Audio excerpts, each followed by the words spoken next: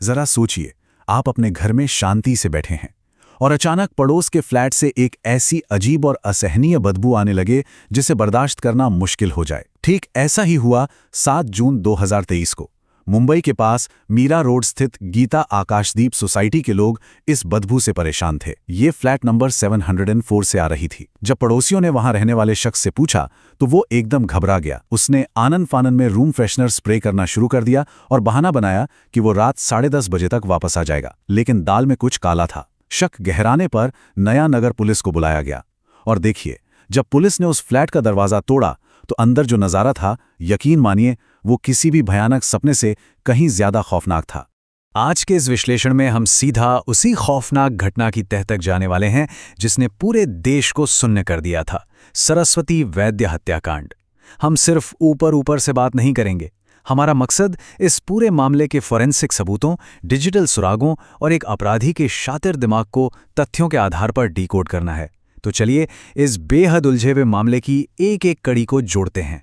भाग 1, भयानक खोज। जब पुलिस अंदर दाखिल हुई तो क्राइम सीन की भयावहता देखकर उनके भी रोंगटे खड़े हो गए।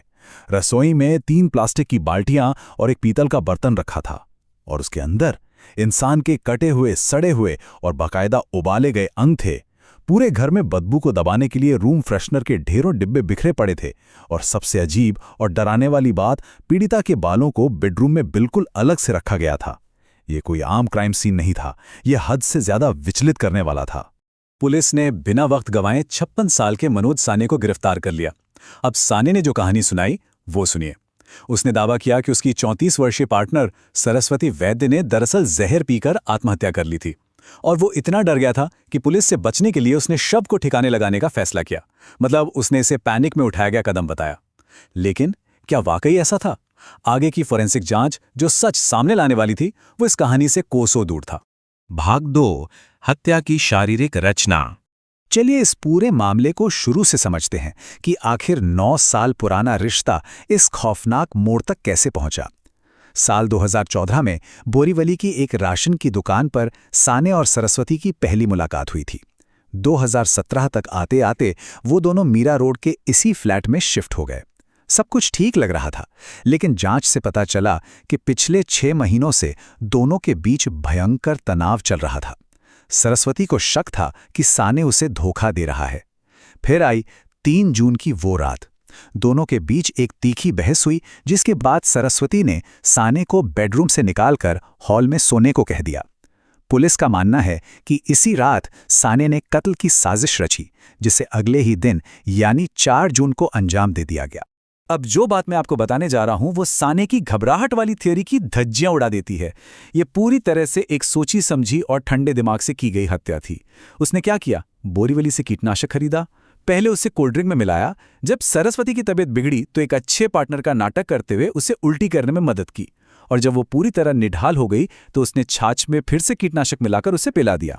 और इसके बाद जो हुआ वो सच में किसी साइकोपैथ की निशानी है। हत्या के बाद उसने उस मृत शरीर के साथ बाकायदा सेल्फी ली।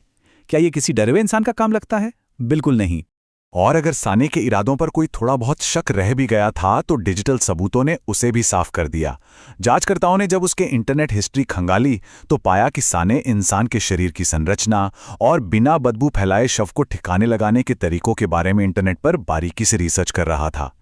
यानी ये सब अचानक गुस्से या डर में नहीं हुआ था, इसकी पूरी स्क्रिप्ट पहले से तैयार थी। भाग 3, क्या ये एक कॉपीकैट क्राइम था? अब इस पूरे मामले को देखते हुए एक और बेहद चर्चित केस की याद आना लाजमी है, आफताब पूनावाला का केस। इन दोनों अपराधों में जो समानताएं हैं वो सच में चौंकाने वाली हैं। मनोज साने और आफताब दोनों ही अपनी पार्टनर्स के साथ लिव इन में थे, लेकिन दुनिया के सामने खुद को पति पत्नी बताते थे। दोनों ही किराए के फ्लैट में रहते थे। दोनों ने ही हत्या के बाद अपनी पार्टनर के शरीर के क्रूरता से टुकड़े किए और सबसे बड़ी बात, दोनों ही अपनी अपनी बिल्डिंग के सीसीटीवी कैमरों में भारी बैग ले जाते हुए पकड़े गए। इन्हीं वजहों से कई लोगों ने इसे एक कॉपीकैट क्राइम का नाम दिया। लेकिन एक मिनट, अगर हम थोड़ा और गहराई में जाएं तो पता चलता है कि दोनों के काम करने के तरीके में जमीन आसमान का फर्क था। आफताब ने शव को छिपाने के लिए एक बड़े फ्रिज का इस्तेमाल किया था और महीनों तक बहुत आराम से अंगों को जंगल में फेंका। लेकिन साने के तरीके में एक अजीब सी जल्दबाजी और हताशा थी। सड़ांध को रोकने के लिए उसने अंगों को प्रेशर कुकर में उबाला और गैस पर भूना।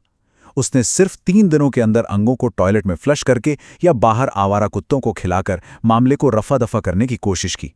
भाग 4 सबूतों को उजागर करना। खैर, पुलिस की जांच सिर्फ थ्योरी पर तो चलती नहीं, उन्हें चाहिए होते हैं ठोस सबूत। और फोरेंसिक टीम ने क्राइम सीन से कुल 13 अहम सबूत जुटाए। जरा इस लिस्ट पर गौर कीजिए।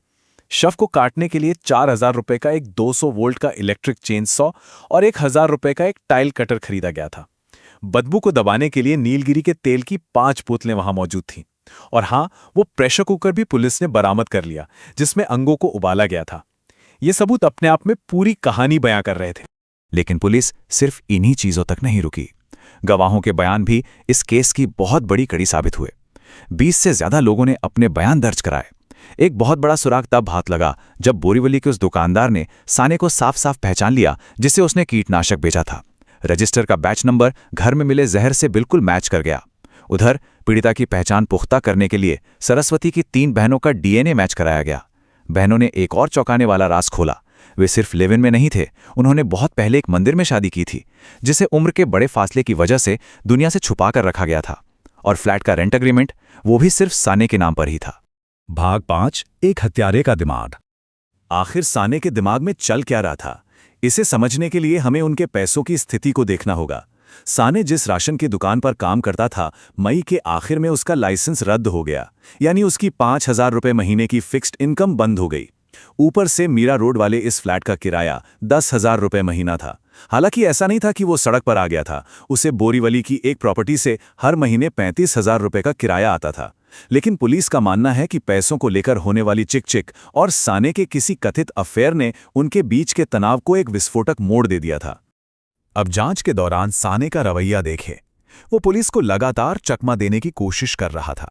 कभी वो कहता कि सरस्वती अनाथ थी, कभी खुद को HIV पॉजिटिव बताता, तो कभी फिर से आत्महत्या वाली कहानी रटने लगता। जब पुलिस को लगा कि ये सीधे तरीके से सच नहीं उगलेगा, तो उन्होंने उसे जेधे अस्पताल में मनोरोग मूल्यांकन के लिए भेज दिया। इसके अलावा सच और झूठ का पर्दाफाश करने के लिए CBI की मदद से लेयर्ड वॉइस एनालिसिस जैसी बेहद एडवांस तकनीक का भी इस्तेमाल किया गया। तो यहां आकर यह पूरा मामला हमें एक बहुत ही गहरे सवाल के साथ छोड़ जाता है। देखिए, पुलिस के पास हथियार हैं, टाइमलाइन है और पक्के डिजिटल सबूत भी हैं, लेकिन एक इंसान का दिमाग कितनी क्रूरता की हद तक जा सकता है, इसे समझना आज भी एक बड़ी चुनौती है। क्या हमारी एडवांस्ड फॉरेंसिक साइंस और मनोवैज्ञानिक जांच किसी कातिल के दिमाग की उन बारीक और ठंडी गणनाओं को पूरी तरह डिकोड कर सकती है? ये वाकई सोचने वाली बात है। आज का हमारा ये विश्लेषण यहीं खत्म होता है। ये केस हमें याद दिलाता है कि जब साइंस और कानून मिलकर काम करते हैं, तो कोई भी सच हमेशा के लिए दफन नहीं रह सकता। इस चर्चा में हमारे साथ जुड़े रहने के लिए आपका बहुत बहुत शुक्रिया।